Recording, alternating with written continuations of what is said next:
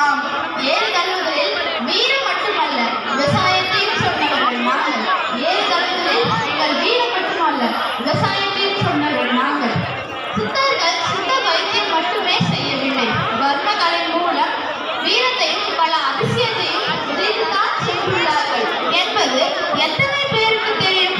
சுற்றி சுற்றி அடிப்பது காற்று மட்டுமல்ல, எங்கள் சிரமமும் தான். இது வீரக்கலை மட்டுமல்ல, தங்களை பாதுகாத்துக் கொள்ளவும் தான்.